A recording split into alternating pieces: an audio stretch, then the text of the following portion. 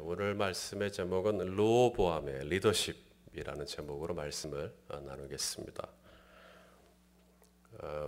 우리는 이제 르호보암 그러면 별로 안 좋아합니다. 르호보암이 별로 좋은 인물이 아니죠. 르호보암 때문에 이스라엘이 남과 북으로 분열이 돼요. 그래서 이스라엘의 분열의 역사에 단초를 제공한 인물이기 때문에 르호보암은 일종의 낙인이 찍혀 있습니다. 안 좋은 사람, 나쁜 왕, 악한 왕 이렇게 르호보암 이렇게 별로 안 좋습니다. 르호보암은 솔로몬이 많은 이방 여인을 사랑했죠. 암몬 출신의 마아가라고 하는 여인 사이에서 태어난 아들이 르호보암입니다. 그래서 이 르호보암이 이스라엘을 이스라엘이 남과 북으로 쪼개지게 하는 그 근본적인 이유가 어디서 나오는가? 폭정입니다. 폭정. 르호보암의 폭정 때문에 이제 나라가 이제 두 쪽 나는 건데요. 오늘 본문에도 보니까 이 여로보암이 어제 본문까지만 해도 솔로몬이 여로보암을 죽이려고 하니까 애굽으로 피신했었다가 오늘 본문에 이제 솔로몬이 죽고 이제 솔로몬의 아들 르호보암이 왕이 되고 난 다음 이제 여로보암이 다시 돌아온 겁니다. 애굽에 있다가 다시 돌아와서 이 여로보암이 온 이스라엘 회중과 함께 르호보암에게 나아가서 요구를 합니다. 멍에를 좀 가볍게 해달라. 당신의 아버지가 우리에게 지워준 이 멍에를 좀 가볍게 해달라. 이 멍에가 뭐겠어요? 한마디로 말하면 세금입니다. 좀 세금을 조금 감면해달라 이겁니다. 사실 이 솔로몬이 왕으로 있을 때 이 백성들이 한 일이 뭔가 성전을 짓는데 몇 년이요?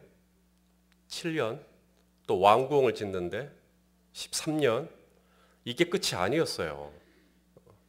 그 20년 그것이 끝이 아니라 벳호론. 국고성입니다. 국고성.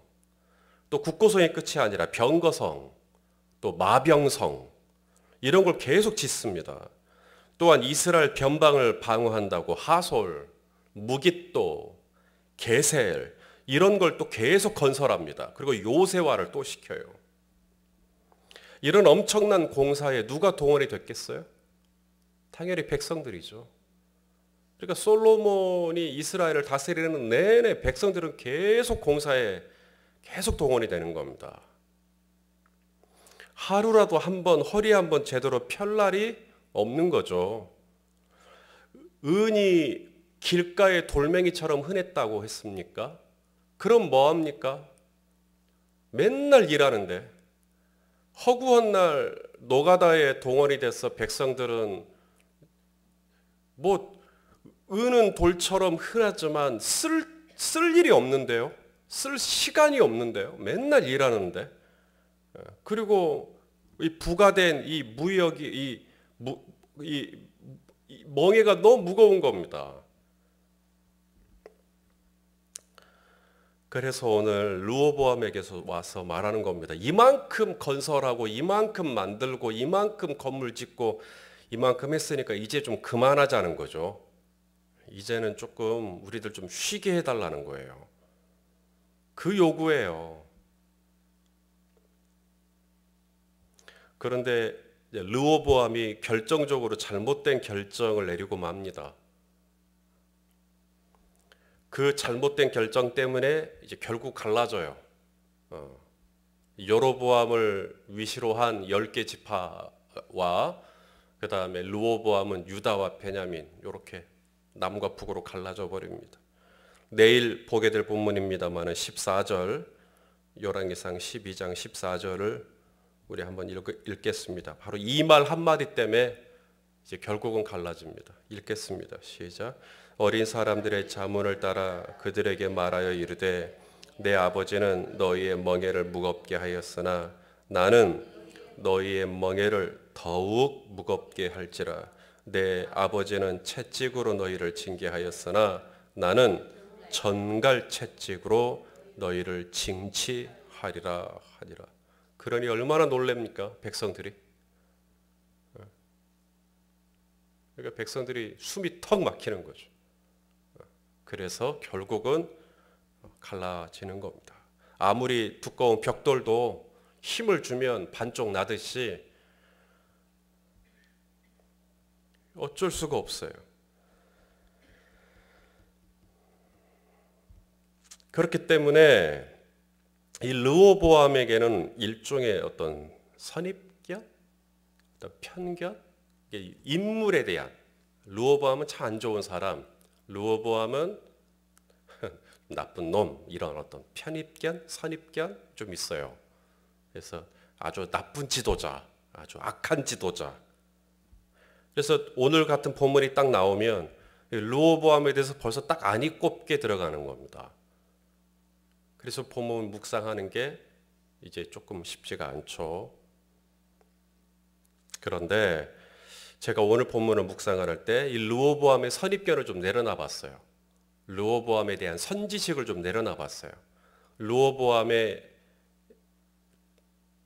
내가 알고 있던 것을 좀 내려놓고 그냥 딱 오늘 본문만 봤어요. 오늘 본문만 보고 오늘 본문 속에 나타난 르호보암의 모습만 봤어요. 오늘 본문 속에 드러난 르호보암의 모습만 보니까 르호보암이 꽤 괜찮아요.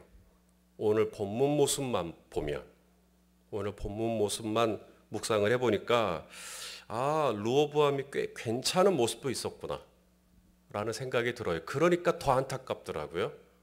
르호보암이 이렇게 꽤 괜찮은 인물이었는데 잘못된 결정으로 말미암아 그렇게 돼버렸구나 라는 생각이 드니까 더 안타까운 마음이 들었어요. 자, 첫 번째, 제가 르호보암의 괜찮다고 생각이 되어졌던 리더십, 첫 번째는 겸손한 모습입니다. 1절 말씀인데, 자, 우리 1절을 같이 한번 읽겠습니다. 시작. 르호보암이 세겜으로 갔으니 이는 온 이스라엘이 그를 왕으로 삼고자 하여 세겜에 이르렀음이더라. 자, 르호보암이 어디로 갔다고요? 세겜으로 갔다. 바로 이 부분입니다. 이스라엘에서 예루살렘에서 약 56km 정도 떨어져 있는 세겜으로 갔다. 제가 정확하게 지금 알고 지금 말하는 거지 순간 헛갈리는데 세겜으로 올라갔다.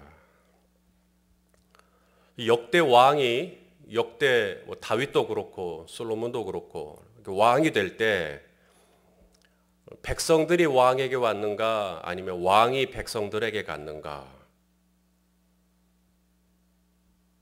라고 하는 거예요. 다윗이 왕이 될 때 이스라엘이 헤브론에 있는 다윗에게 왔는가 아니면 다윗이 이스라엘로 올라갔는가 왕이 되기 위해. 기억나세요? 사무엘하 5장 1절을 봐봅시다. 사무엘하 5장 1절. 자, 읽어보시죠. 시작.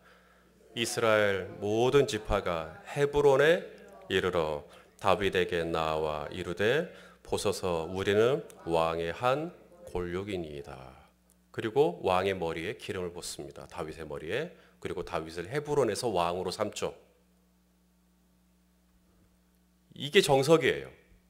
그러니까 왕이 있는 곳으로 와서 왕의 머리에 기름을 붓고 왕을 거기서 왕으로 추대하고, 그런데 오늘 본문에 보면 르호보암은 백성들이 르호보암이 있는 예루살렘으로 와서 르호보암의 머리에 그 기름 붓고 한 게 아니라 오히려 르호보암의 세겜으로 갑니다. 백성들이 있는 곳으로. 그리고 백성들에게 가서 백성들의 이야기를 듣고 백성들의 마음을 얻고 그리고 그들에게 왕으로 인정받고 이러려고 하는 그런 마음들이 보이는 거죠. 내가 왕이니까 너희가 와라 이게 아니라 내가 갈게 이런 모습이 보이는 거죠. 세겜으로 갔다라고 하는 부분입니다. 그래서 이 르호보암이 처음부터 전갈 채찍을 휘두르는 왕은 아니었어요. 본래는 백성들이 있는 세겜으로 올라갈 줄 아는, 백성들이 있는 곳으로 내려갈 줄 아는, 원래는 이런 하트를 가진 왕이었구나, 그런 생각을 해보는 겁니다. 그 다음 두 번째, 르호보암의 신중한 모습을 또 보게 됩니다. 신중한 모습. 아주 리더십의 중요한 자질 중에 하나가 신중함이죠. 신중함. 자, 4절을 보시면 이제 여로보암과 이스라엘 온 회중이 르호보암에게 와서 요구를 합니다. 왕의 아버지가 우리에게 시킨 고역과 매우 무거운 멍에를 가볍게 해달라. 자, 우리 4절을 한번 좀 같이 읽겠습니다. 시작. 왕의 아버지가 우리의 멍에를 무겁게 하였으나 왕은 이제 왕의 아버지가 우리에게 시킨 고역과 매운 무거운 멍에를 가볍게 하소서. 그리하시면 우리가 왕을 섬기겠나이다. 성도 여러분, 지금 이 이야기를 여러분이 르호보암이라고 가정을 하고 한번 들어보십시오. 그리고 누군가가 여러분에게 와서 여러분의 아버지에 대해서 이렇게 이야기를 하고 있는 겁니다. 당신의 아버지가 우리의 멍에를 무겁게 하였으나 당신은 이제 당신의 아버지가 우리에게 시킨 고역과, 지금 뭐냐면 선 왕에 대해서 일종의 어떤 판단을 하고 있는 거죠. 그리고 당신의 아버지는 우리에게 고역을 시킨 사람이고, 당신의 아버지는 우리를 아주 무겁게 한 사람이고, 당신의 아버지는 우리를 아주 사정없이 한 사람이고, 지금 그렇게 지금 평가를 내리면서 지금 아들에게 이야기하고 있는 거예요. 지금 저희 아버지에 대해서 이렇게 이야기를 했다 그러면 아들 된 입장에서 기분이 어땠을까? 왕의 아버지가 우리에게 멍에를 무겁게 하였고, 왕의 아버지가 우리에게 시킨 고역과 매운 무거운 멍에를 가볍게 하소서. 저는 상당히 그 자리에 있을 때 르호보암이 표정 관리하기가 쉽지 않았을 수도 있겠다. 굉장히 감정이 이렇게 올라왔을 수도 있겠다. 당신의 아버지에 대해서 이렇게 함부로 이야기하는 것 같은 느낌?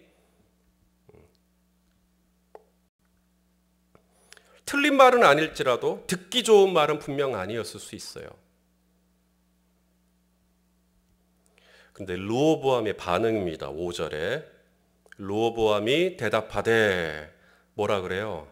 갔다가 3일 후에 다시 만납시다. 감정을 드러냅니까? 드러내지 않아요. 아주 신중한 모습입니다. 전갈 채찍을 처음부터 드러낸 사람이 아니에요. 이게 르호보암이 원래 이런 모습도 있었구나. 뭐라고? 우리 아버지가 어땠다고? 뭐? 이러면서 이렇게 확 이렇게 감정을 이렇게 드러냈던 이런 게 아니라 그러셨군요.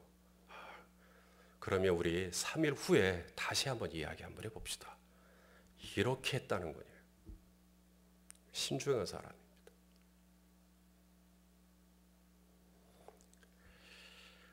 디모데전서 3장 2절 말씀을 보시면, 그러므로 감독의 자격에 대해서 디모데에게 사도 바울이 이제 교회 안에 세워지는 이제 감독은 이제 교회의 어떤 직분 중에 하나인데, 감독은 이제 최고의 영적 지도자 중에 하나입니다. 저 같은 장로님 같은 이제 그런 거죠. 그래서 이 감독은 첫 번째 책망할 것이 없으며 한 아내의 남편이 되며 절제하며, 그 다음 자격이 뭐라고 돼 있죠? 신중하며. 이 신중하며, 그 다음 단정하며, 나그네를 잘 대접하고 가르치기를 잘하고, 이 신중하다, 이걸 다른 번역으로 보니까 사려가 깊다. 사려가 깊다.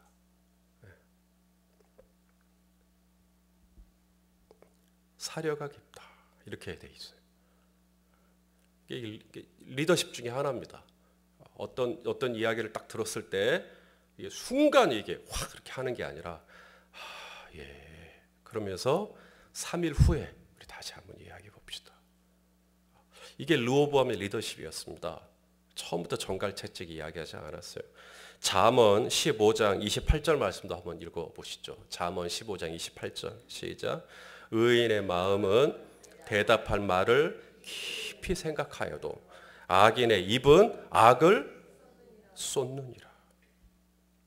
오늘 이 르호보암의 모습을 보면 이 자신의 감정을 확 쏟아버리는, 섣불리 그 감정을 확 드러내버리는 그런 모습은 아니에요. 어떻게 보면 참 기분 나쁜 이야기, 별로 이렇게 썩 유쾌한 이야기는 아닌데 그런 이야기를 딱 들었을 때 전갈의 꼬리를 확 드러내버리는 그런 모습이 아니라 그걸 다 감추고 우리 3일 후에 그럼 우리 다시 한번 이야기 한번 해보자고. 아주 신중한 모습. 그런 리더십이 보입니다. 그다음 세 번째, 르호보암의 리더십, 경청하는 리더십입니다. 들어줄 줄 아는 리더십이에요. 6절을 보니까 제일 먼저 누구의 이야기를 듣죠? 생전에 자신의 아버지를 모셔섰던 노인들의 이야기부터 듣습니다. 사실은 지금 자신을 모시고 있는 신하들은 누구고요? 딴 사람입니다.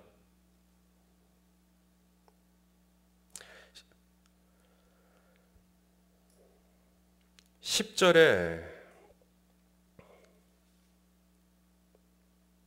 6절이죠. 6절. 8절입니다. 8절. 자기 왕이 노인들이 자문하는 것을 버리고 자기 앞에 모셔 있는 자기와 함께 자라난 어린 사람들. 그리고 지금 자기 앞에 있는 사람들은 또 있거든요. 근데 이런 사람들의 이야기부터 듣는 게 아니라 먼저 노인들의 이야기부터 듣습니다. 솔로몬 생전에 자신의 아버지를 모셨던 노인들의 이야기부터 들어요. 노인들이라고 해서 무시하고 소위 뒷방 늙은이라고 해서 이렇게 완전히 그렇게 취급하고 그게 아니라 저들의 이야기를 먼저 듣습니다. 그래서 저들의 생각은 어떤지 이런 제안을 받았는데 내가 어떻게 풀어가야 되는 것인지 저들의 지혜를 먼저 구했다는 거죠. 이게 르호보암의 모습이었습니다.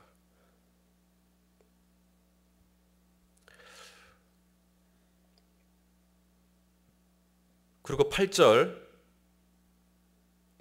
노인들의 이야기만 듣지 않고 8절에 보니까 자기 앞에 모셔 있는 자기와 함께 자라난 뭐라고 돼 있어요? 어린 사람들. 노인들의 이야기만 듣는 게 아니라 어린 사람들의 이야기도 듣습니다.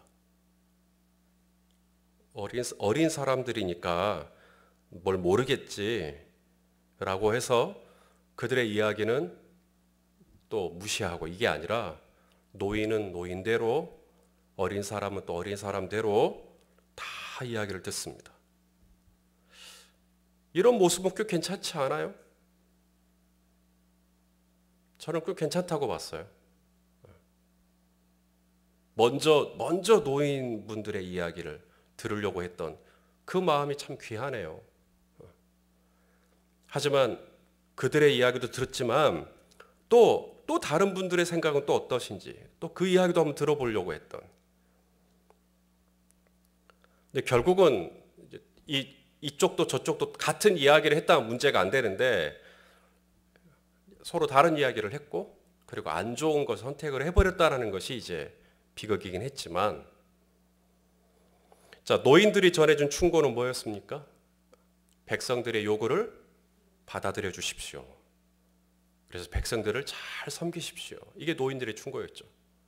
그래서 왕이 백성들을 잘 섬겨주시면 백성들이 왕을 잘 또 섬길 겁니다. 이게 노인들의 지혜였어요. 아마 이 이야기를 들었을 때 르호보암이 그래 맞아 고개를 끄덕끄덕거렸을 거예요. 그리고 나서 또 어린 사람들의 이야기를 듣는데 어린 사람들은 또 전혀 딴 이야기를 또 하는 것입니다. 자, 우리 마가복음 10장 44절, 마가복음 10장 44절 같이 한번 읽겠습니다. 시작. 너희 중에 누구든지 으뜸이 되고자 하는 자는 모든 사람의 종이 되어야 하리라. 이것이 바로 노인들의 지혜였죠. 왕이 르호보암 당신이 정말 이 나라의 왕이 되기를 원한다면 이 백성들의 요구를 좀 들어주십시오. 그래서 저들을 좀 섬겨주십시오. 그러면 될 겁니다. 자, 하지만 르호보암은 이 노인들의 이야기, 노인들의 어떤 지혜를 버리고 자신과 함께 어려서부터 쭉 자라났던 어린 사람들의 이야기를 듣기 시작합니다. 그들의 충고는 뭐였습니까? 더 엄하게 하라는 것이었어요. 백성들이 살만하니까 그런 소리 하는 거라고 더 엄하게 전갈 채찍으로 징치하라는 것이었어요. 그래서 이제 르호보암이 선택을 합니다. 내일 본문에 내일 이제 드디어 결정을 해요. 그건 내일 본문이고요. 선택하고 결정하는 거 내일 본문이고 오늘 본문만 딱 놓고 보면 르호보암은 스스로 왕이 있는 곳으로 내려갈 줄 아는, 백성들이 있는 곳으로 내려갈 줄 아는, 백성들의 눈높이를 맞출 줄 아는 참 겸손한 일면이 있는 그런 부분이 있어요. 그리고 자신의 어떤 감정을 불편하게 할 수 있는 그런 이야기를 들었을 때도 그것 때문에 쉽게 요동하지 않고 오히려 신중한 그런 모습, 그리고 마음을 열고 귀를 열고 노인에게도 그리고 어린 사람에게도 이야기를 들어줄 줄 아는 그런 경청의 모습, 참 좋은 리더십의 자질을 가졌구나. 그래서 솔로몬이 그렇게 많은 자녀가 있지만 르호보암이 왕이 된 거구나. 왕이 될 만한 자질이 있었구나 라는 생각이 듭니다. 그러나 그럼에도 불구하고 그의 선택, A와 B가 있는 이 선택이 나라를 분열시키는 비극을 가져옵니다. 성도 여러분, 아무리 좋은 리더십을 가지고 있어도 잘못된 선택이 나라를 힘들게 할 수 있다라고 하는 겁니다. 우리 문재인 대통령이 얼마나 좋은 리더십을 가지고 있습니까?